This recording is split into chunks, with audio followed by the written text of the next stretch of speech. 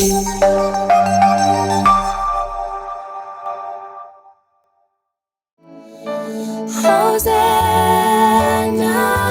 Hosanna, Hosanna in the highest. अपनों को तो इस दुनिया में सब प्यार करते हैं, दुश्मन को भी प्यार करना मसीहा सिखाते हैं। जो दे तुमको काटे उसका दामन फूलों से भरना, प्रभु ने तुमको माफ किया, तुम भी सबको माफ कर दो। अपनों को तो इस दुनिया में सब प्यार करते हैं, दुश्मन को भी प्यार करना मसीहा सिखाते हैं। পিতা পুত্র পবিত্র আত্মার নামে আমেন। পিতা ঈশ্বরের প্রেম ও করুণা, প্রভু যিশুর অনুগ্রহ এবং পবিত্র আত্মার নিত্য সহায়তা তোমাদের সকলের অন্তরে বিরাজ করুক। আপনার অন্তরে বিরাজ করুন। খ্রিস্ট যিশুতে আমার প্রিয়জনেরা, আমরা সবাই মঙ্গল কামনা করি, আমরা সবাই আশীর্বাদ যাচনা করি, আমরা সবাই শান্তিতে নিরিবিলিতে থাকতে চেষ্টা করি। কিন্তু প্রিয়জনেরা, আজকে শিক্ষা হচ্ছে গুরুত্বপূর্ণ একটা বিষয়ে, যে বংশের পর বংশে চলে এসে সর্বনাশের দিকে নিয়ে যাওয়া একটা বিষয়ে কথা বলছি। সেটা হচ্ছে হিব্রুদের কাছে লিখিত পত্র থেকে আমরা শুনব 12 অধ্যায়ে 14 থেকে 17 পর্যন্ত শোনায়। সকলের সঙ্গে, যে বাক্যটা শ্রদ্ধা করবেন, সকলের সঙ্গে বাবা মা ভাই বোন স্বামী স্ত্রী প্রতিবেশী আত্মীয় সকলের সঙ্গে শান্তিতে থাকতে চেষ্টা করো। আশীর্বাদ পাওয়ার জন্য শান্তিতে থাকতে চেষ্টা করো। পবিত্রতারও অন্বেষণ করো, পবিত্রতা বিশুদ্ধ হওয়ার জন্য অন্বেষণ করো, কেননা তাছাড়া কেউই প্রভুকে দেখতে পাবে না। পবিত্রতা বিনা ঈশ্বরকে দেখতে আর পাবে না। সতর্ক হয়ে থেকো, কেউ যেন ঈশ্বরের অনুগ্রহ থেকে বঞ্চিত না হয়। কখন ঈশ্বরের অনুগ্রহ থেকে বঞ্চিত হবে? আমরা প্রার্থনা করছি, সাড়া পাচ্ছে না। ঈশ্বরের অনুগ্রহ থেকে কখন বঞ্চিত হবে? এই বিষয়ে তিক্ততার কোনো শিকড়, তিক্ততার কোনো শিকড় গজিয়ে উঠে, তা যেন অমিলের কারণ না হয়। তিক্ততা, ঈর্ষা, তিক্ততা, ক্রোধ, ক্ষমাহীনতা অন্তরে যদি প্রবেশ করে, সেটা তোমার মধ্যে মাত্র না, তোমার সন্তান সন্ততির দিকেও সেই পাপ, সেই রাগ, সেই রোগ চলে আসবে। তার জন্য ঈশ্বর বলেছেন, সমস্ত তিক্ততা, ঈর্ষা, তিক্ততা ও কঠিন হৃদয় অথবা ক্ষমাহীনতা, রাগ দূর করতে হবে বলেছে। উদাহরণটা ঈশ্বর বলেছে কি জানো? এর ফলে অনেকে দূষিত হয়ে পড়ে। সাবধান যেন দুশ্চরিত্র বা ধর্মহীন কেউ না থাকে। দুশ্চরিত্র, ধর্মহীন কেউ যেন না থাকে। যে কোনো ধর্মে মানুষ হোক না কেন, দুশ্চরিত্র ও ধর্মহীন মানুষ যেন না থাকে। দুশ্চরিত্র, ধর্মহীন মানুষ না, ঠিক সেই এসবের মতো, এসবের মতো যে এক থালা খাবারের জন্য জ্যেষ্ঠাধিকার বিক্রি করেছিল। এক বালতি খাবার, এক থালা খাবারের জন্য। তোমরা তো জানো, এরপরে যখন সেই আশীর্বাদী অধিকারী করতে চাইল, তখন তাকে অগ্রাহ্য করা হলো। তার চোখের জলে মিনতি করলেও সে সিদ্ধান্ত ফেরাবার কোনো উপায় পেল না। ঈসাওয়ের মতো ঈশ্বর দৃষ্টান্ত বলছেন। ঈসাওটা কি আপনি জানেন? এটা জানলে উচিত আছে। ঈশাও মতো তিক্ততার শিকড় গজে উঠে অমিলের কারণ হয়, কারণ না হয়। যদি তিক্ততার শিকড় গজে উঠলে অমিলের কারণ হবে, অমিলের কারণ হবে, এ থেকে অনুগ্রহ থেকে বঞ্চিত হবে, অনুগ্রহ থেকে বঞ্চিত হবে। প্রিয়জনেরা, ঈশাও আপনি জানতে চাইলে যাকোবের আব্রাহামের সন্তান ইসহাকের সন্তান ঈশাও আছে। দেখো, আব্রাহাম মনোনীত বংশ আছে।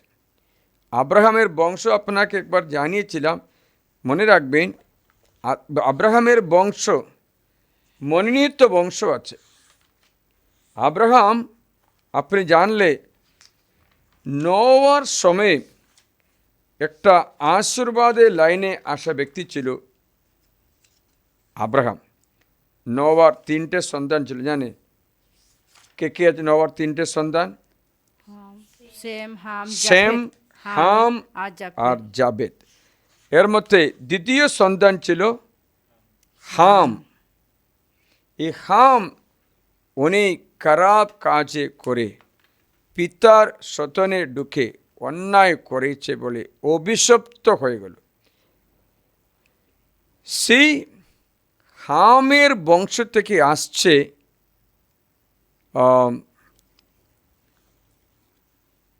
কানান। এই কানানীয় বংশ, অভিশপ্ত বংশ আছে। এই আব্রাহামের সন্তান। আব্রাহাম কিন্তু আপনি জানতে চাইলে আব্রাহাম শেম এর সন্তান ছিল। আমি জানাবো শেমের সন্তান। দেখবেন শেম থেকে আব্রাহামের জন্ম হলো। শুনছো? আব্রাহামের পিতার নাম হচ্ছে তেরা। সেই পরিবার ভালোই ছিল। এই আব্রাহামের সন্তান ইসহাকের সন্তান যাকোব এবং ঈশাও। যাকোব দ্বিতীয় জাত, ঈশাও প্রথম জাত। ঈশাও কী করলেন? আদি পুস্তকে 25 অধ্যায়ে 19 থেকে 23 পর্যন্ত শুনলে সেখানে ঈশ্বর এই দুটো সন্তানের কথা বলছে। 24, 25, 26 অর্থাৎ 25 আদি পুস্তকে সেখানে ঈশাও জন্ম হলো। ঈশাও প্রথম জাত ছিল বলে ইসহাক তাকে অনেক ভালোবাসছে।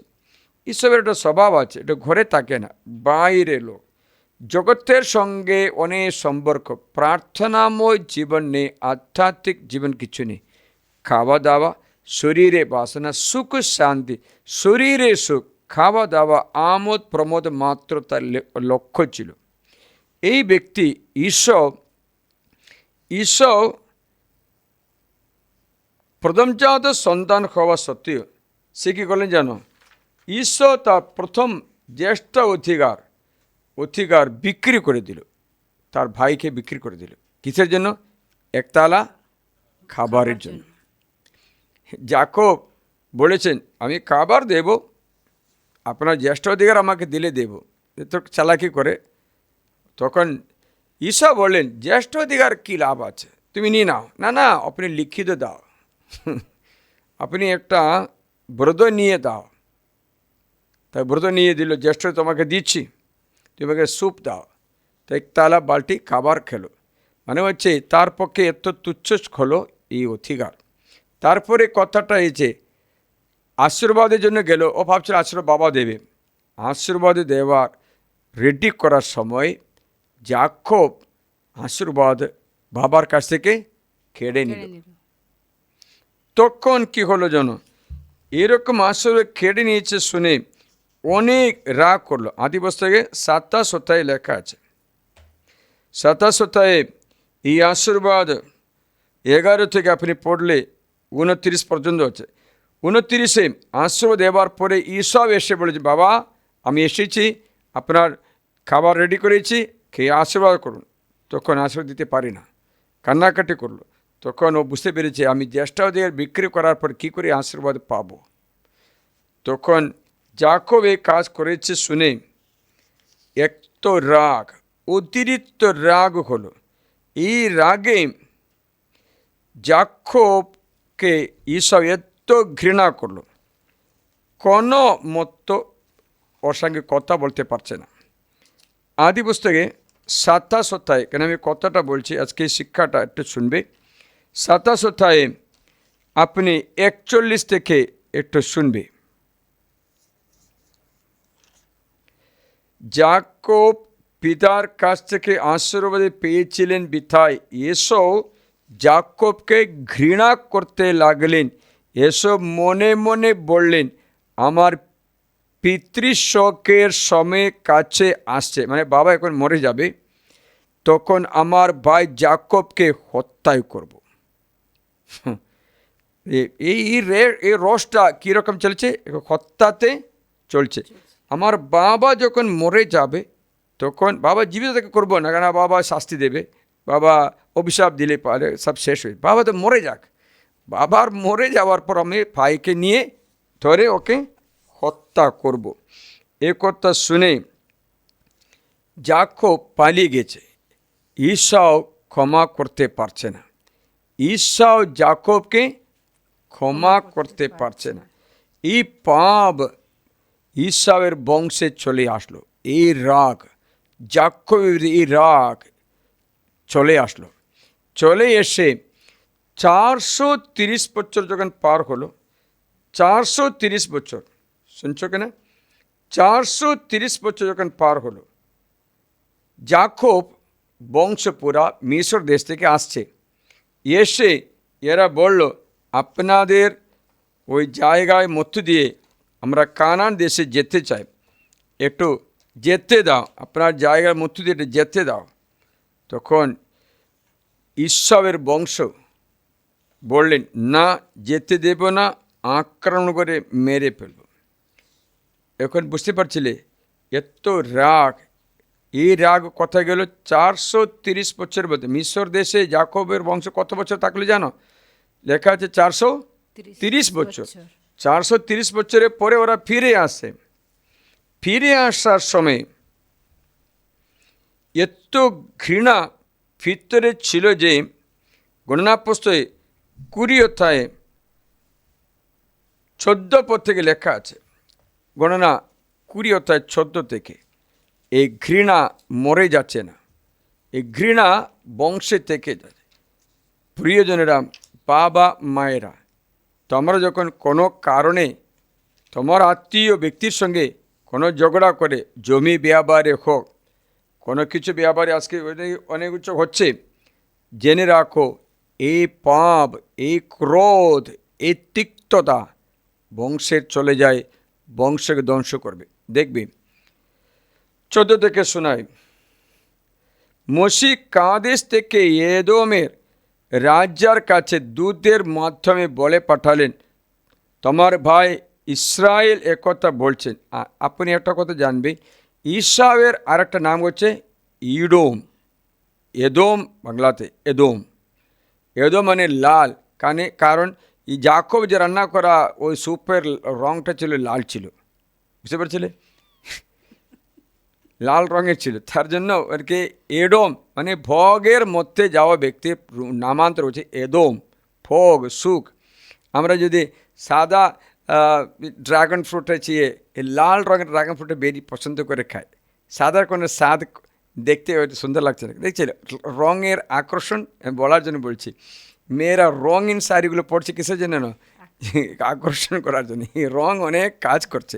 যদি রান্না বান্না করে রঙটা লাগিয়ে দাও, রঙ খুব পছন্দ করে খাবে, এটা ভালো বলবে, বুঝতে পারছিলে, এই রঙ। তাই এদোমের নাম হচ্ছে এটা, এই লাল থেকে আছে। তার মাত্র তার গায়ে পুরো লোম ছিল, লোম ও লাল রঙের ছিল, তার জন্য দুটো মিলে এর নাম হচ্ছে এদোম। শুনছো, এদোম রাজার কাছে 430 বছরের পরে বলছে, আপনার ভাই ইসরায়েল একথা বলছে, তুমি তো জানো আমাদের কষ্টের কথা কিচ্ছুই, আমাদের কষ্টের কত কিছু না ঘটেছে। আমাদের পিতৃপুরুষেরা মিশরে নেমে গিয়েছিলেন, আর আমরা সেই মিশরে বহুদিন বাস করলাম। এবং মিশরীয়রা আমাদের প্রতি, আমাদের পিতৃপুরুষদের প্রতি দুর্ব্যবহার করলো, তখন আমরা চিৎকার করে প্রভুকে ডাকলাম, আর তিনি আমাদের চিৎকার শুনলেন এবং দূত পাঠিয়ে মিশর থেকে আমাদের বের করে আনলেন। এই যে আমরা এখন এই কাদেশে এসেছি, যা তোমার দেশের প্রান্তে উপস্থিত এক শহর। আমাদের অনুরোধ, তুমি তোমার দেশের মধ্য দিয়ে আমাদের যেতে দাও। আমরা শস্য ক্ষেত বা আঙ্গুর ক্ষেত দিয়ে যাব না, কোনো কুয়োর জলও পান করব না, কেবল সোজা রাস্তা দিয়ে যাব। সে পর্যন্ত তোমাদের এলাকা পার না হয়, সে পর্যন্ত ডানে কি বাঁয়ে কোথাও পথ ছাড়ব না। কিন্তু এদম তাকে উত্তরে বললেন, তুমি আমার দেশের মধ্য দিয়ে যেতে পারবে না, গেলেই আমি খড়গ নিয়ে তোমাদের বিরুদ্ধে বেরিয়ে পড়ব। এই রাগটা এখন ক বছর পরে আছে? 4 পুরুষের পরে, 430 বছরের পরে এখন রয়েছে এই রাগ। এটা কি জানো? এই রাগ সমস্ত বংশকে ধ্বংস করে দেবেন। এবার দেখবে এই রাগের ফলে, রাগ ছেলেমেয়েদেরকে হ্যান্ড ওভার করছে। এই রাগের ফলে কি হবে? একটা বংশ, এসব বংশ পুরা ধ্বংস হয়ে যায়। তাই আমি বলতে চাই, এই তিক্ততা সাধারণ ব্যাপার নাই, এটা তোমাদের ছেলেমেয়েদের দিকে চলে যাবে, তাদের বংশের পর বংশে তা থাকবে। আমি তোমাদের শোনাচ্ছি, অবাদিয়া নামে একটা গ্রন্থ থেকে শোনাবো। অবাদিয়া গ্রন্থ, এই অবাদিয়া গ্রন্থ লেখায় আছে এই এদমের বিষয়ে। বুঝতে পারছিলে? আমি তোমাদের বলছি, প্রভুর বাণী, অবাদিয়া দর্শন। প্রভু পরমেশ্বর এদমের বিষয়ে কথা বলছেন। আমরা প্রভুর কাছ থেকে এই বাণী পেয়েছি, দেশগুলোর কাছে এক দূত প্রেরিত হয়েছে, ওঠো এসো, আমরা এই জাতির বিরুদ্ধে যুদ্ধ নামি। শুনছ? এদমের বিরুদ্ধে কথা বলছে পুরা অধ্যায়। দেখো, আমি তোমাকে দেশগুলির মধ্যে ক্ষুদ্রতম করেছি। এই ক্রোধ কত করেছে। তুমি শৈলশিরার মধ্যে যার বাস, তুমি যে উচ্চ স্থানগুলিকেও নিজের আবাস করো, তোমাদের হৃদয়ে স্পর্ধা তোমাকে ভ্রষ্ট করেছে। তুমি মনে মনে বলছো, কে আমাকে মাটিতে নামিয়ে দেবে? যদিও তুমি ইগুলোর মতো উঠতে গিয়ে উঠো, যদিও তারা নক্ষত্রের মধ্যে নিজের বাসা বাঁধো, তবু আমি তোমাকে সেখান থেকে নামিয়ে আনবো। প্রভুর উক্তি। তোমাদের কাছে যদি চোরেরা আসতো, কিংবা রাত্রিকালে কোনো যদি দস্যুরা আসতো, তাহা তোমার কেমন সর্বনাশ হতো। তবে তারা কি কেবল তাদের প্রয়োজন মতোই চুরি করত। যারা আঙ্গুর সংগ্রহ করে যদি তারা তোমার কাছে আসতো, তারা কি কিছুটা ফল রেখে যেত না? আহা, এসবের সম্পত্তি কেমন লুট করা হয়েছে, তারা গুপ্তধন কেমন উৎপাটন করা হয়েছে। তোমার সঙ্গে সন্ধিবন্ধ যারা, তারা সকলে তোমার সীমানা পর্যন্ত তোমার পিছু পিছু ধাবা করেছে। তোমার মানে একদম সর্বনাশের কথা বলে, সর্বনাশের পর তাদের অপরাধ থেকে যায় বলেছে, এই বংশ ধ্বংস হবে বলেছে। আজ এই অবাদিয়া গ্রন্থে লেখা আছে, এদমীয় বংশ অনেক শেষ হয়ে গেছে। তখন আমি একটা পাপের বিষয়ে তো গুরুত্ব দেখাবার জন্য অনেক ব্যক্তিরা বলছেন অনেক রাগ আছে, অনেক রাগ আছে, কোনো কারণ স্বামীর বিরুদ্ধে রাগ করছি, অনেক রাগ আছে। গতকাল জাগরণে প্রার্থনা আজ এসে বললো অনেক রাগ। জানি না আমি স্বামীর বিরুদ্ধে কত রাগ, সবার বিরুদ্ধে রাগ আছে। আমি বললাম, এই রাগ হয়তো হতে পারে বংশ থেকেও আসে, আপনার বংশ থেকে আসা রাগ আপনি সুস্থ করতে হবে, দূর করতে হবে। আপনারা জিজ্ঞাসা কেউ দূর করবে?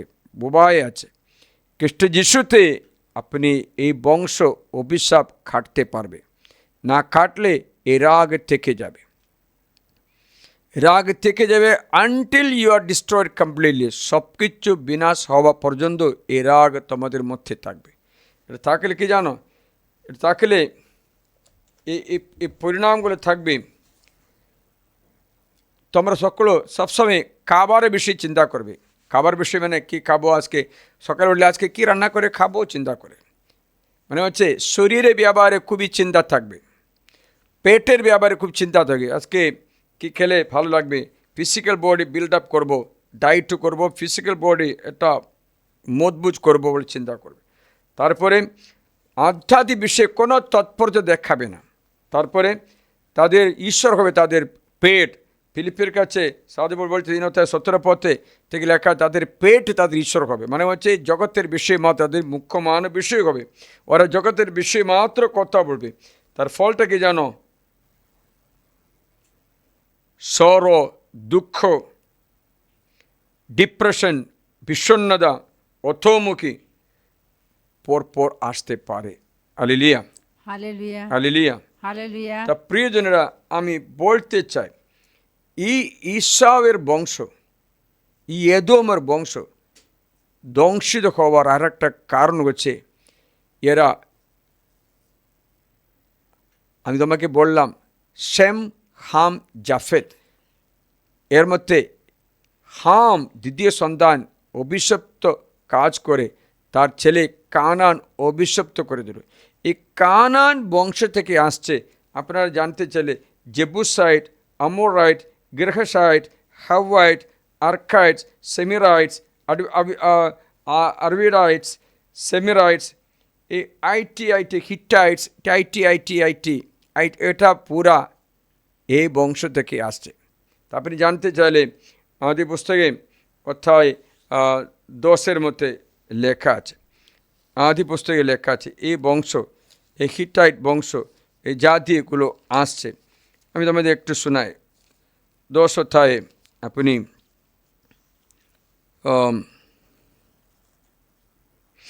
15-16 থেকে, কানান সিদনকে জন্ম দিল, দেন হেত থেকে জন্ম দিল। হেত থেকে আসছে কে,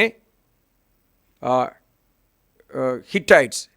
এই হিটাইটের মেয়েকে এসাও বিয়ে করলো।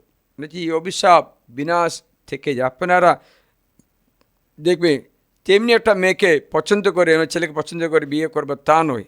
আপনি দেখবে এই বংশ কোনো পূর্বপুরুষদের অভিশাপ নিয়ে আসছে। এই বংশে বিচার দিয়ে বংশ আছে কিনা দেখতে হবে। খ্রিস্টীয় বংশ দেখালে ওরা এই পাপ যীশু খ্রিস্টের মোচন পাবে।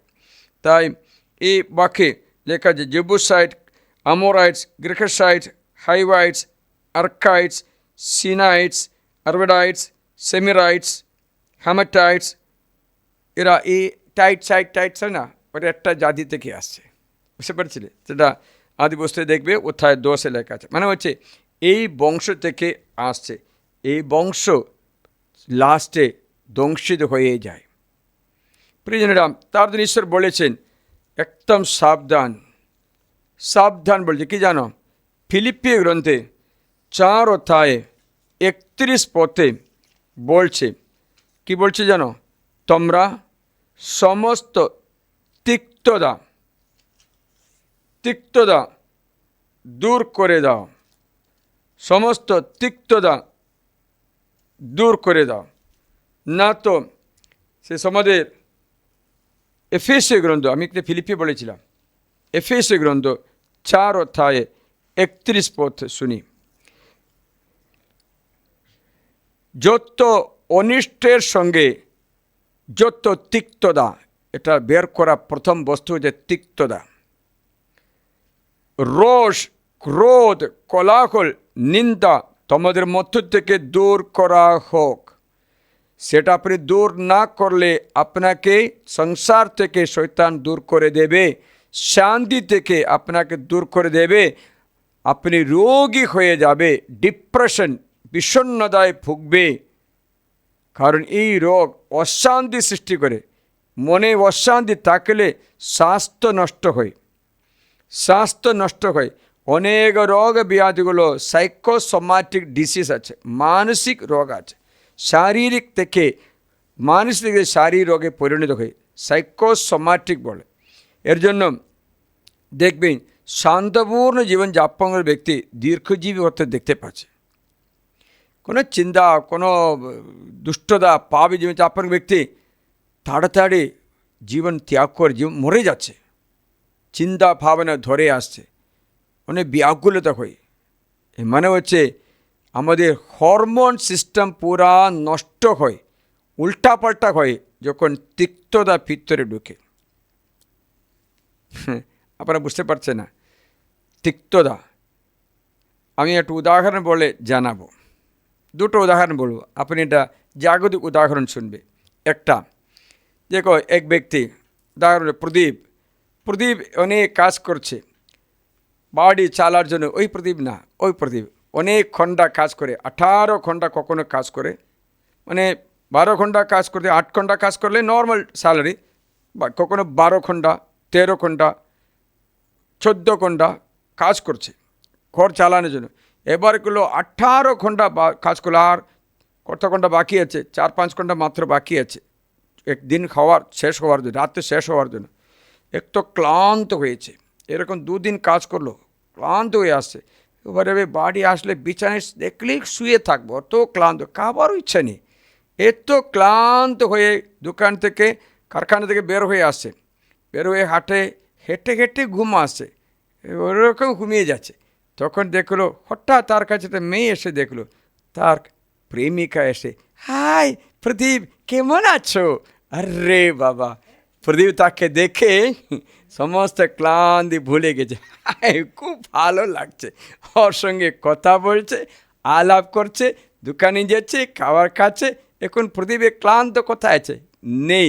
শরীর আরও উত্তেজনা পেল, শরীর আরও উৎসাহ পেল, শরীর আগে শরীর কী বলো, তো ঊর্জ পেল, শক্তি পেল, পাই না? সেই মেয়ের সান্নিধ্য, যাকে তুমি ভালোবাসো, তোমাকে ভালো, অনেক দিন পর দেখা করছে, খুব সুখবর নিয়ে আসে, যা শুনে তোমার ক্লান্ত, দুঃখ, বেতা সবটা ভুলে গেছে। শরীর আবার উত্তেজিত, আবার জেগে থাকতে রাজি আছে, ওর সঙ্গে 2 ঘন্টা জেগে কথা বলছে, কথা বললেও ক্লান্ত করছে না। শুনছো কি না? কারণটাকে শরীরে ঊর্জ কোথা থেকে আসে? এটা হরমোন আমাদের উত্তেজিত করে। এটা ভালো হরমোন উত্তেজিত করেছে বলে আমরা ক্লান্ত লাগছে না, মনে আনন্দ উৎসাহ পাচ্ছে। শুনছো কি না? এবার যিশুর কথাকে আমি উদাহরণ বলে দিচ্ছি। যিশুর কথা বলে আপনারা কি দোষ বলে? প্রদীপের কথা বলে প্রদীপ রাগ করলে করতে পারে, যিশুর কথা বললে কিছু অসুবিধা হবে না। যিশু ক্রুশের পথে যাচ্ছে, ক্রুশের পথে যাওয়ার আগে তাকে কষাঘাত করা হলো, বেত্রাঘাত, কষাঘাত, মানে ওই লাঠির নিচে হুক থাকবে, আয়ন হুক, এটা দিয়ে মাংস ছিঁড়ে মারে। এরকম মারার সময় যিশু খুব ব্যথা লাগে। তখন যিশু চোখ খুলে মা মারিয়াকে দেখে শক্তি লাভ করলো, আবার শক্তি লাভ করে মার খেলো। তখন তার প্রিয়টকেরা বললো, এটি কি মানুষ, এটা আবার উঠছে, কি শক্তি এনার! এর শুধু কথাই পেয়েছে মা মারিয়ার সান্নিধ্যের থেকে। আবার ক্রুশে যাত্রা যিশু যাচ্ছে, যেতে 3 বার পড়ে গেল। যিশু ক্রুশে বহন করতে পারছেন, এত শক্তিহীন। যিশু যখন পড়ে গেল, মা মারিয়া দৌড়ে আসছে। তখন যিশু সব কিছু ভুলে গিয়ে নতুন শক্তি লাভ করে উৎসাহ উঠে ক্রুশ বহন করে। তাহলে ভালো কিছু ঊর্জ, শক্তি, অনুগ্রহ সম্পর্ক দ্বারা, সান্নিধ্য দ্বারা অন্তরে উত্তেজিত হয়, অন্য ব্যক্তি দ্বারা, অন্য জিনিস দ্বারা অন্তরে উত্তেজিত হয়। যে ক্রুশে পথ করতে পেরেছে, শক্তি পেয়েছে, আনন্দ পেয়েছে, উৎসাহ পেয়েছে। মা আমি এটা ক্রুশে পথ কমপ্লিট করবো, চিন্তা নেই, এটাতে পরিত্রাণ হবে সবার মনে। আশ্চর্য, মা মারিয়া পিছনে গেল ক্রুশে পেয়েছে, তাই যিশু শক্তি পেয়ে ক্রুশ মৃত্যু পর্যন্ত শক্তি পেল। শুনছো কি না? আবার আপনি যেতে না যেতে এত ক্লান্ত হয়েছে, হাত পা ব্যথা করছে, কোমরে ব্যথা করছে, কারণ দাঁড়িয়ে সিয়াটি নার্ভের ব্যথা করছে, আর আপনি মেরুদণ্ডে ব্যথাতে হাঁটতে এগোতে পারছে না। তখন হঠাৎ আপনার গোগ্র সাপের দেখা দিল, তাই কি করে শক্তি কোথায় আসবে? একটা স্পিডে দৌড়বে বাঁচানোর জন্য। শক্তি কোথা থেকে আসে? করে সান্নিধ্য শক্তি সঞ্চয় করে। শুনছো কি না? তেমনি আছে তিক্ততা একটা উল্টা শরীরে সৃষ্টি করে দেয়, এর ফলে শরীর রোগী হয়ে যায়। এই তিক্ততার ফল এটা ডিপ্রেশন করে দেয়, মৌনী করে দেয়, একা করে দেয়, লনলিনেস সৃষ্টি করে। শান্তি ঘুমাতে গেলেই চিন্তা আপনার ঘুম ভেঙে দেয়, মনে হচ্ছে এ কেন এটা করেছে মনের মধ্যে এটা বোঝা লাগে। তার জন্য এই তিক্ততা ভালো নয় বলে, তিক্ততার বিষ, এটা বিষ বলেছে, শিকড় অমিলের কারণ তিক্ততা বিষ যেন প্রবেশ না করে। তার সাথে বলছে যত ক্রোধ, তিক্ততা, রোষ, কোলাহল, নিন্দাও তোমাদের মধ্য থেকে দূর করা হোক। শুনছ কি না? দূর করলে আপনি প্রভুর আশীর্বাদে শারীরিক সুস্থতা লাভ করবে, অনেক চিন্তা ভাবনা দূর হয়ে যাবে। Hallelujah, hallelujah. অনেকবার আমরা রাত্রি ঘুমাতে পারছে না, ঘুমোর ঔষধ খাচ্ছে বলেছে, শিখেছিলে? একটা মেয়ে বাংলাদেশে আমাকে ফোন করছে, আমি ঘুমাচ্ছে, রাত্রি ঘুম আসছে না বলছে, চিন্তা করে থাকে। আমার কোনো আশ্চর্য হয়নি, বাইবেলে লেখা আছে দুষ্টতা করা একটা রাজার নাম বাইবেলে লেখা আছে। আপনারা বলতে পারেন রাজার নাম, ইহুদে অনেক অত্যাচার করে দুষ্ট রাজা ছিল, তার নাম হচ্ছে আন্টিওকাস এপিফানাস।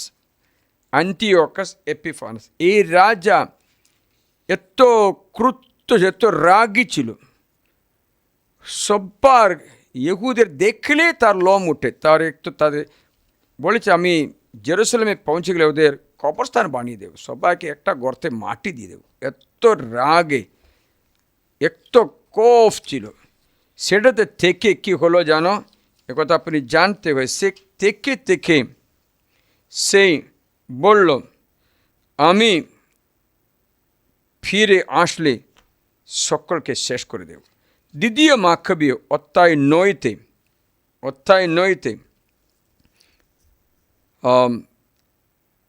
3 থেকে শোনায়।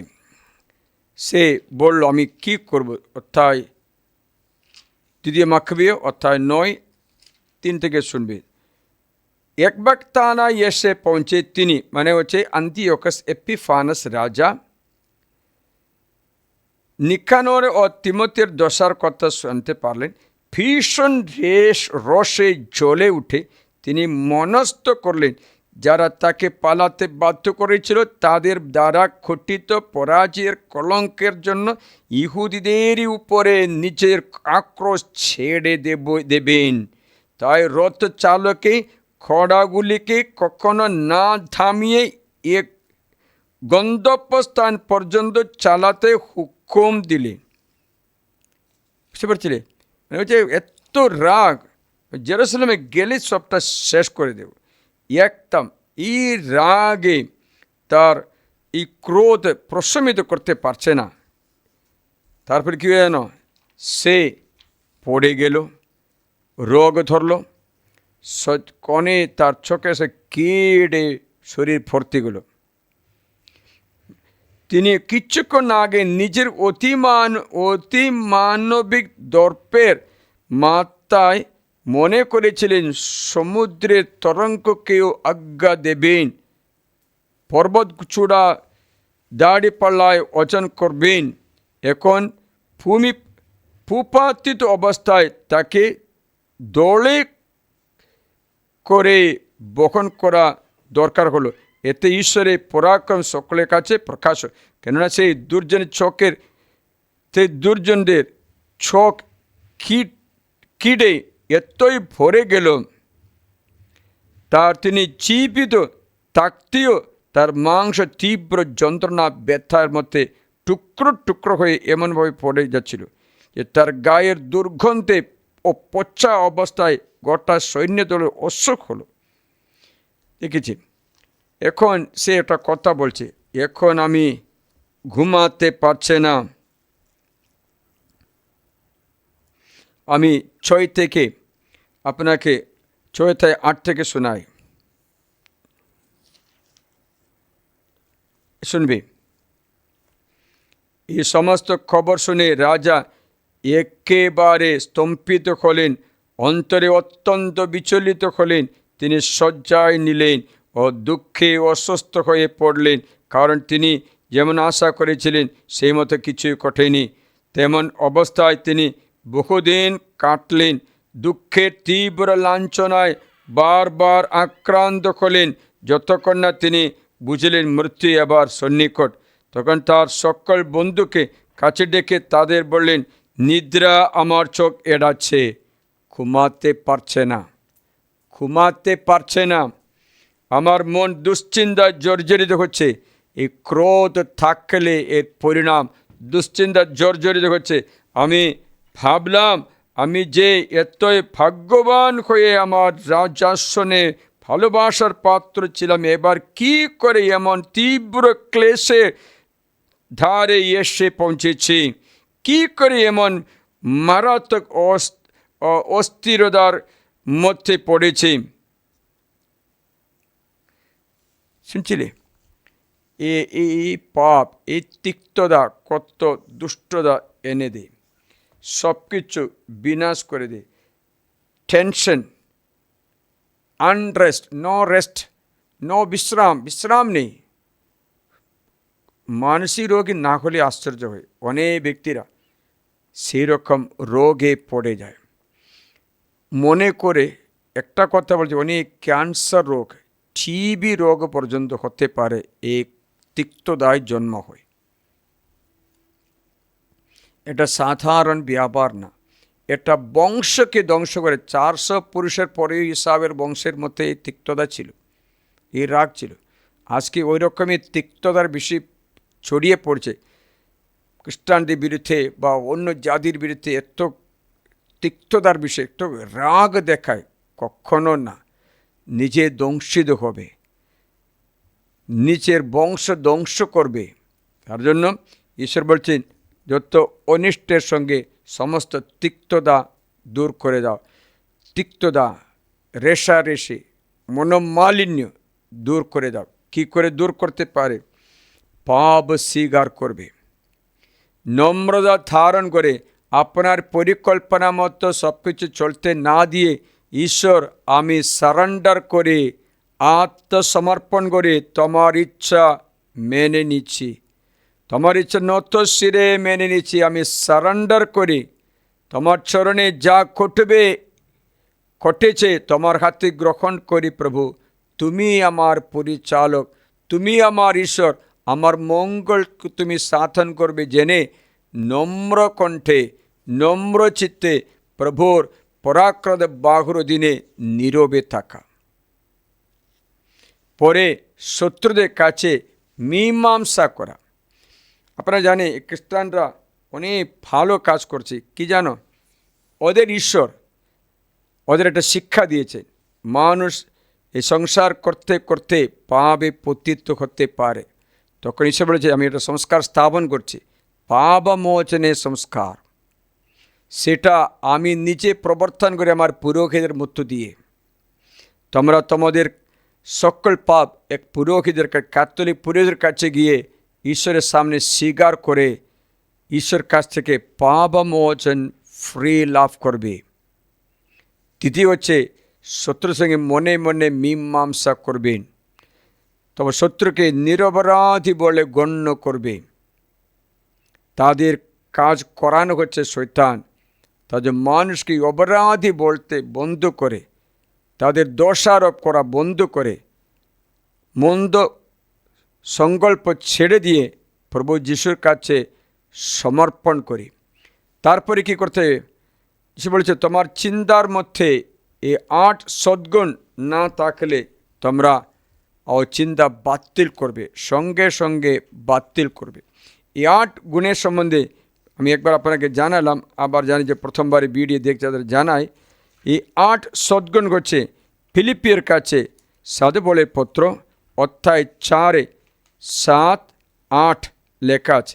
8 পথে বিশেষ করে লেখা আছে, শেষ কথা ভাই, যা কিছু সত্য, আপনি বিচয় করতে গেলে সত্য মাত্র করবে, শ্রদ্ধার যোগ্য, ধর্মসম্মত, পুণ্যময়, প্রীতিকর, শুভদায়ক, সদ্গুণমণ্ডিত, প্রশংসনীয়, তোমরা তারই অনুধান করো, বাকি সব বাদ দাও।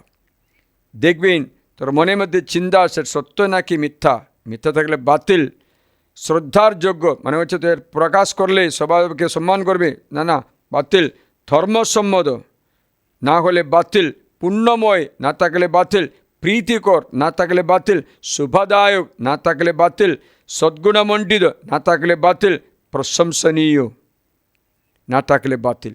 তবে আপনার চিন্তা পরিশুদ্ধ হবে। পরে যিশুর বাণী, এই বাইবেল এত সুন্দর জানে এই বাণী, এই বাইবেল আপনি প্রতিদিন ধ্যান করবে। একজন ব্যক্তি আমাকে বলল, সজ্জন গুরুজনদের বাক্যগুলো অনেক ভালো লাগছে বলে। তাহলে সদ্গুরু যিশু, বিশ্বজগতে একমাত্র গুরু যীশুখ্রিস্টের বচন আপনাকে সুস্থ করে দেবে।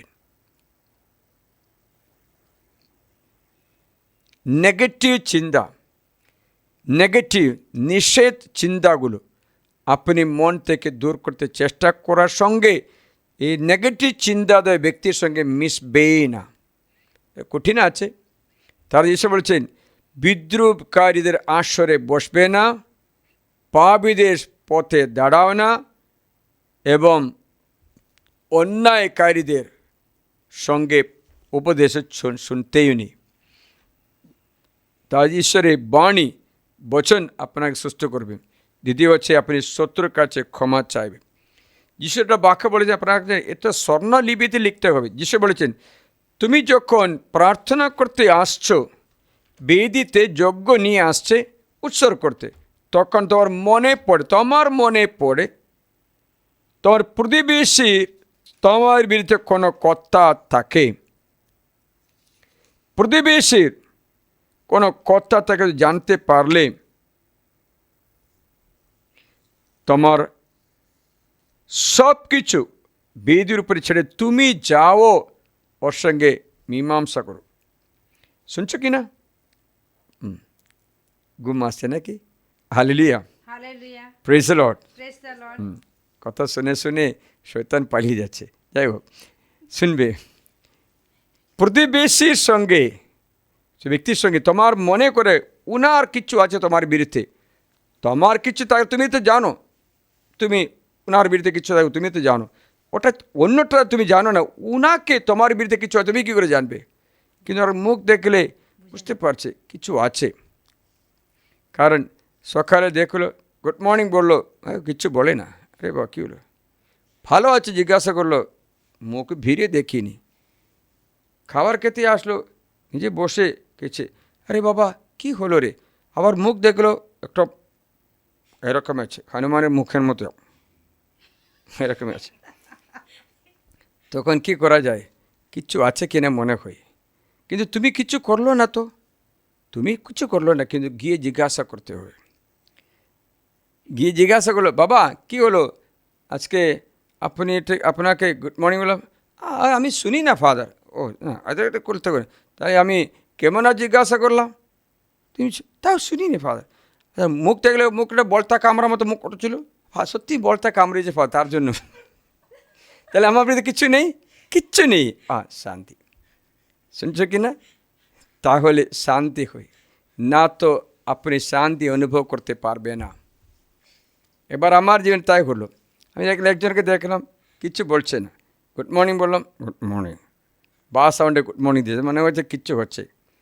দুদিন হলো রে, আমার মনে শান্তি নেই, আমি ওর কাছে যাবার জন্য আমার একটা ফ্রিডম থাকছে না, একটু মনে একটু ফ্রিডম হচ্ছে না, আমার মনে হচ্ছে কিচ্ছু হচ্ছে, ওনার বিরুদ্ধে কিচ্ছু আছে মনে হয়।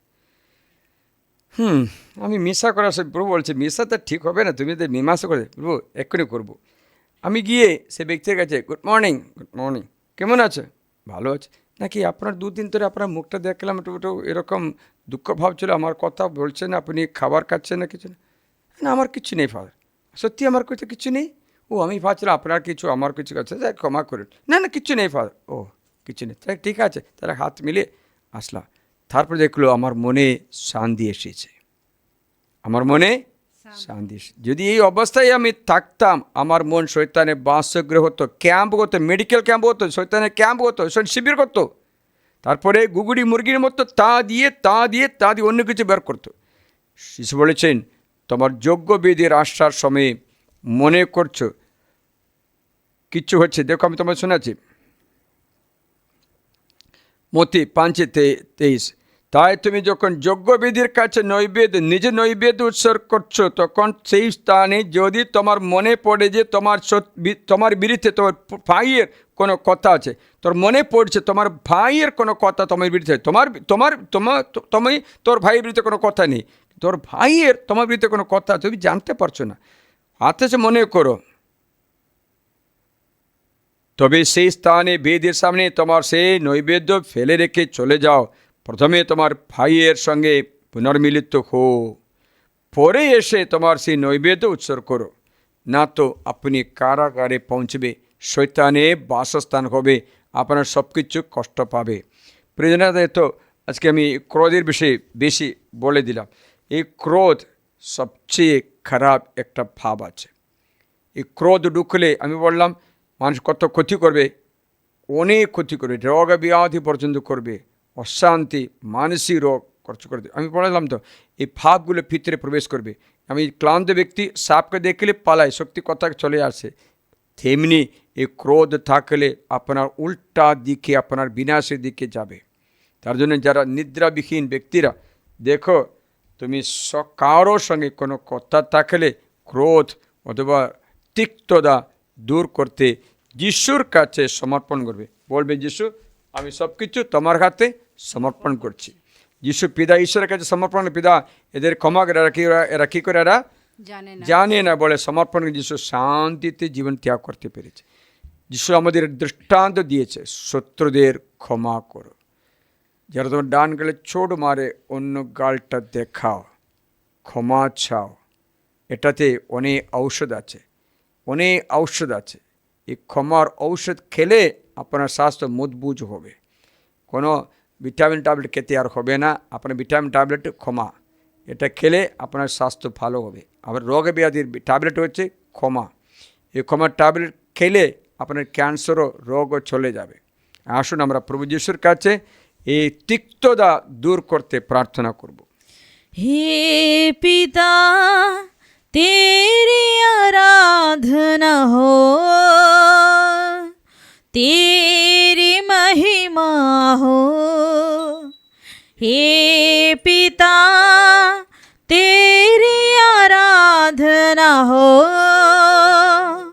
तेरी महिमा हो। तूने जग को बनाया, तेरी महिमा हो। तूने जग को बनाया, तेरी महिमा हो, तेरी महिमा हो, तेरी आराधना हो।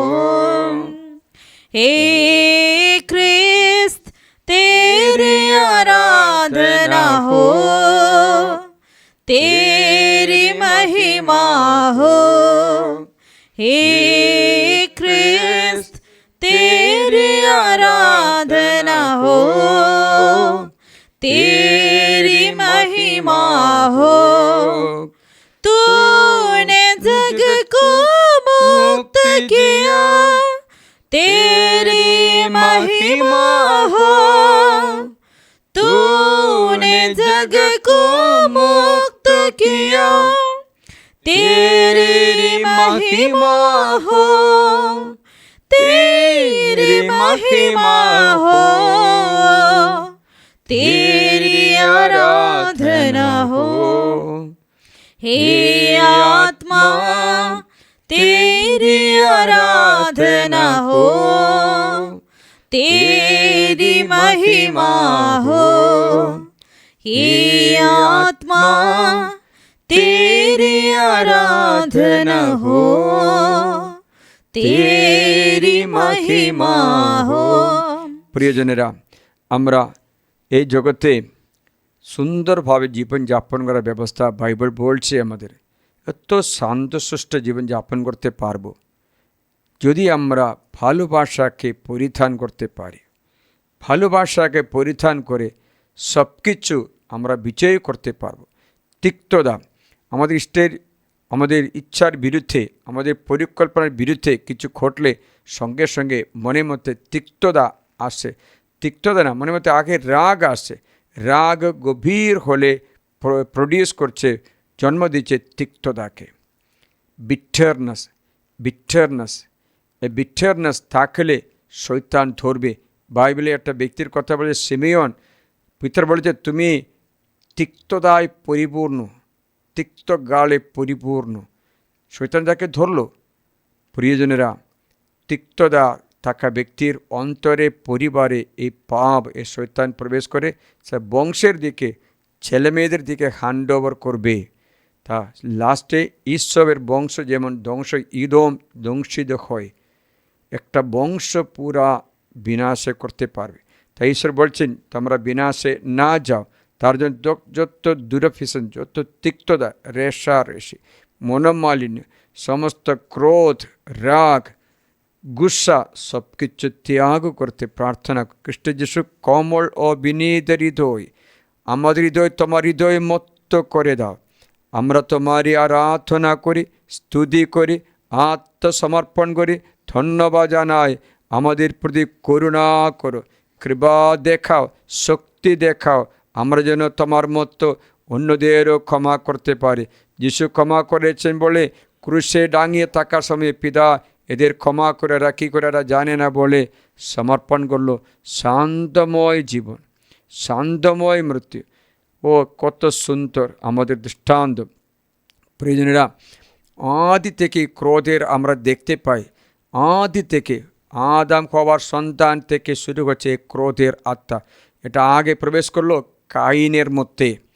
কাইনের মধ্যে ক্রোধ প্রবেশ করলো, তিক্ততা প্রবেশ করলো, কারণ তার পরিকল্পনার মতো ঈশ্বর তার অর্ঘ্য গ্রহণ করলো না। ঈশ্বর বলেছে তোমরা অর্ঘ্য গ্রহণ করতে পারি, কিন্তু তিক্ততা দূর করো, ভাইয়ের বিরুদ্ধে রাগ দূর করো, হিংসা দূর করো। বুঝতে পারছিলে? এই দূর করে দাও। ঈশ্বর তখন পছন্দ করবে, কিন্তু তার না করে ঈশ্বর আবেলে অর্ঘ্য গ্রহণ করেছে দেখে রাগ করে এই তিক্ততাকে অন্তরে স্থান দিয়ে ভাই আবেলকে মাঠে নিয়ে গিয়ে ওখানে হত্যা করলো, আক্রমণ করে হত্যা করলো। এই তিক্ততা প্রবেশ করে। তারপর আপনি দেখবেন কাইনের বংশ, আপনি দেখবেন এই কাইনের বংশের মধ্যে তিক্ততা ছিল। কাইন, ইনগ, ইরাদ, মেথুজাইল, লামক, এটা দেখবে জীবনে এই তিক্ততা প্রবেশ করে আসছে। আপনার বংশে আমি আজ প্রার্থনা করি, আপনার কুটুম্ব থেকে, আপনার বংশ থেকে এই তিক্ততা, এই রাগ, এই অতিরিক্ত রাগ ছটপট করে এই রাগটা দূর হয়ে যায়। The capital sin of anger দূর হয়ে এই অ্যাঙ্কর, এই রাগ, ক্রোধ দূর হয়ে যায়। আমি আপনাকে একটা ভিডিও করাবো, ক্রোধের পরিণাম কত কঠিন। এবার আমি আজকে অল্প তিক্ততার অল্প শোনাই, আশীর্বাদ করি আপনার মন থেকে তিক্ততার শিকড় দূর হয়। যীশুখ্রিস্ট আপনাকে আশীর্বাদ করেন। খ্রিস্ট যিশুর শান্ত কোমল হৃদয় আপনাকে আশীর্বাদ করেন। প্রার্থনা করি যারা বিশ্রাম করতে পারছে না, ক্ষমা করতে পারছে না, সব কিছু যিশুর অ্যাকাউন্টে, যিশুর কাছে সঁপে দিচ্ছি। যিশু তুমি স্বর্গদূত পাঠাও, এদের তিক্ততা তুমি বহন করে এদের করুণা বর্ষণ করো, অনুগ্রহ ভালোবাসা বর্ষণ করো। পিতা ও পুত্র পবিত্র আত্মার নামে আপনার রোগ ব্যাধি ইত্যাদি দূর হয়ে যায়। আপনার মনে ঈশ্বর শান্তি দান করে আপনি পবিত্র হোক। আপনার প্রার্থনা চোখের ঈশ্বর শুনে আপনার ঘরে স্বামী স্ত্রীর মধ্যে যে ভালোবাসা যেন হয়, স্বামী ঘৃণা থেকে তুই মুক্ত পাবে, কারণ তুমি কোমলতা পরিধান করো। কোমলতা, নম্রতা ধারণ করলে সকলে আপনাকে ভালোবাসবে। একটা ভাব মাত্র, ভালোবাসার ঋণ ছাড়া অন্য কোনো ঋণ আপনাদের মধ্যে না থাকে। আশীর্বাদ করি, পবিত্র করে, পূর্ণ করে আপনার ছেলে মেয়ে এই প্রার্থনায় মুক্তি লাভ করে খ্রিস্ট যিশু আপনাকে, আপনার বংশকে মহান করে মহত্তর একটা স্থানে পৌঁছে দেই। প্রার্থনা করি আজকে তুমি আর কাঁদবে না, একাকী দাও। তোমার বিছানায় তোমার দুঃখ, তোমার মনে প্রতিবেশীর বিরুদ্ধে যে তোমাকে বারবার অত্যাচার করে, কিচ্ছু করতে নেই, তুমি কি করতে হবে জানো? হে প্রভু, পবিত্র আত্মাকে পাঠাও ঘূর্ণিঝড়ের মতো এই ব্যক্তির উপরে নেমে এসে পবিত্র জীবনে প্রতিকূল সকল কিছু বাধা বিঘ্ন সব দূর করে দাও, পবিত্র আত্মায় পরিপূর্ণ করো। এই যে তোমার রক্তে ব্যক্তিকে ধুয়ে দাও, তখন প্রতিবেশীও তোমার সঙ্গে পুনর্মিলিত করবে। যিশু একবার বলেছেন, তোমার জীবন প্রভুর কাছে যদি গ্রহণীয় হয়, তবে তোমার শত্রুও তোমার সঙ্গে পুনর্মিলিত করবেন। এর উদাহরণ বলে যহোশাফাত নামে রাজার কথা মাত্র বাইবেলে শুনলে বুঝতে পারবে। যহোশাফাত রাজা 17 অধ্যায় 2 বংশাবলী রাখা আছে। এমনই কাজ করলো যে ঈশ্বরের বাণী মেনে চলতে শুরু করাতে প্রতিবেশীরা শত্রু সকলে যশোফাতকে উপহার দিতে শুরু করলো। প্রিয়জনেরা, আমরা কেন এই অল্প জীবন, এই 120 বছর এই পৃথিবীতে নষ্ট করবো কেন? অনেক কোটি বছর বাকি আছে, অনন্ত কোটি বছর বাকি আছে মরণের পরে দ্বিতীয় এই স্বর্গীয় জীবনে। সেটা যে আমরা কখনো নষ্ট না করি। আজ অল্প কিছু তিক্ততাও দূর করে স্বামীকে আরেকটু ভালোবাসতে, আরও একটু কাছে থাকতে, আরও একটু শুশ্রূষা করতে নতুন হৃদয় আপনি লাভ করে পিতা ও পুত্র পবিত্র আত্মার নামে আমেন। হাটবাদ করি সাক্রামেন্টে আশীর্বাদ গ্রহণ করো। সর্বশক্তিমান ঈশ্বর আপনাদের সকলকে আশীর্বাদ করুন, আপনাদের মুক্ত করে দিন সমস্ত বন্ধন থেকে। প্রভু করুণা করো, এই রশ্মি এই সাক্রামেন্টের কৃপা আপনার ঘরে বিরাজিত হোক। আপনার ঘরে চারিদিকে রক্ষণ বেষ্টনী করে আপনার প্রতিবেশীকে, দেশকে, রাষ্ট্রকে, রাজ্যকে আশীর্বাদ করেন। সমস্ত তিক্ততা রেশারেশি দূর হো, সমস্ত অমিলের কারণ দূর হো, কোনো শিকড় গজে না উঠে তিক্ততার শিকড় কেটে দেয়। যিশুখ্রিস্টের আরাধ্য নামে ভালোবাসায় পরিপূর্ণ হো, খ্রিস্ট যিশুর ভালোবাসায় পিতা পুত্র পবিত্র আত্মার নামে आमीन। हे परम पवित्र ईश्वरीय संस्कार प्रति मुहूर्ते प्रशंसा धन्यवाद तुम्हारी हो। পিতা পুত্র পবিত্র আত্মার জয় হোক। যেমন আদিতে হয়তো এখন তেমনি হয়, हम যুগে যুগে চিরকাল হবে। आमीन।